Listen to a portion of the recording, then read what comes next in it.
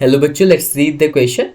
So it has passage which is saying growth of population which time shows specific predictable pattern. Two types of growth pattern population are exponential and logistic growth. When the resources in the habitat are unlimited, each species has the ability to realize fully its innate potential to grow in number. Then the population grows in exponential fashion. When the resources are limited, growth curve show an initial slow and then it accelerates. Finally, slow giving the growth curve which is sigmoid. Passage बोल रहा है कि growth जो होती है हमारी population की with the time वो प्रिडिक्टेबल है, हम अंदाजा लगा सकते हैं. बेसिकली दो टाइप की ग्रोथ होती है, एक्सपोनेंशियल, लॉजिस्टिक. जब रिसोर्सेज अनलिमिटेड होती है तब हमारी क्या कौन सी ग्रोथ आती है, एक्सपोनेंशियल ग्रोथ आती है. उस समय क्या होता है, ऑर्गेनिज्म पूरी पोटेंशियल से ग्रो करता है. जब हमारे पास रिसोर्सेज लिमिटेड है तब हमारा कौन सा आता है, तब हमारा आता है सिग्मॉइड ग्राफ कर्व आता है. अब पूछा गया है the population growth is generally describe by flowing equation. हमें एक इक्वेशन दी है dn by D T is equal R N bracket K N minus upon K, कि ये इक्वेशन कौन से दिखा रहे हैं, इट इज एक्सपोनेंशियल और it is sigmoid graph equation. आप पूछा what are represent in the equation, आप आर के रिप्रेजेंट करते हैं. देखो जो इक्वेशन है ये हमें हमारी सिग्मॉइड की, सो की कंसेप्ट क्या हो जाएगा, so it is a sigmoid curve. We have just read that कि सिग्मॉइड कर्व कब आता है, जब लिमिटेड रिसोर्सेज होती हैं, लिमिटेड रिसोर्सेज होती है. और इक्वेशन बोल रखे D N by D T is equal R N K N upon में के. जो सिग्मॉइड कर्व में स्पीसीज होती है these are the K selected species. What do you mean by K selected species, K selected species. इस species का large body size होता है. क्या होता है, लार्ज बॉडी साइज होता है. साथ में क्या होता है, लार्ज ऑफस्प्रिंग का भी साइज होगा. जो ऑफस्प्रिंग होंगे इन्फेंट्स वो क्या है, उनका भी लार्ज साइज ऑफस्प्रिंग.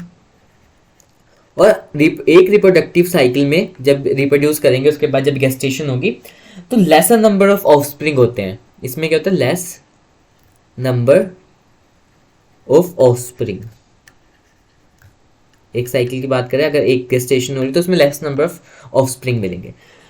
अब D N by D T क्या है, देखो एन एन यहाँ पे है population at time T, population at time T, and D N by D T is basically the rate when it is divided with the time it becomes the rate. So rate of population at any time, so it is what, so it is dn by dt. अब n की बात तो कर लिया, अब यहाँ पे k क्या है, k is basically carrying capacity, k is carrying capacity, but this is the maximum like individual that the resources can accommodate. कि अगर मेरे पास इतना रिसोर्स है तो इस पे मैक्सिमम क्या होगा, इस यहाँ तक ही एक भी स्पीसीज कर पाएगी. इस समय पे सैचुरेशन आ जाता है, like the population density at the size is saturated when the population reaches at the carrying capacity, basically के पे जाएगी. अब आर की बात करें, so R is what, R is intrinsic rate, intrinsic rate of population. Population but does it mean, कैसे calculate करेंगे, हम आर को कैलकुलेट करते हैं बर्थ रेट, बर्थ रेट को जब डेथ रेट से माइनस कर देंगे so we got the value of R. अब क्वेश्चन में देखते हैं what would be the answer. So population density at time T it is not, it is N not R, ये गलत हो गया. Intrinsic rate of natural increase, ये बिल्कुल सही है. ये क्या दिखाता है, इंट्रिंसिक रेट दिखाता है किसका, नेचुरल इंक्रीज, बेसिकली पॉपुलेशन का they are talking about. The carrying capacity इसके, ये भी गलत है. Base of natural logarithm, so ये भी गलत है. हमारे लॉग फेज कहाँ पे जो लॉग वाली चीजें आएंगी वो आएंगी एक्सपोनेंशियल में.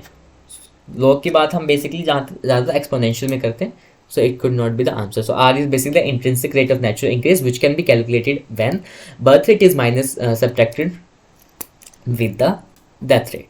So hope you understood that. Best of luck.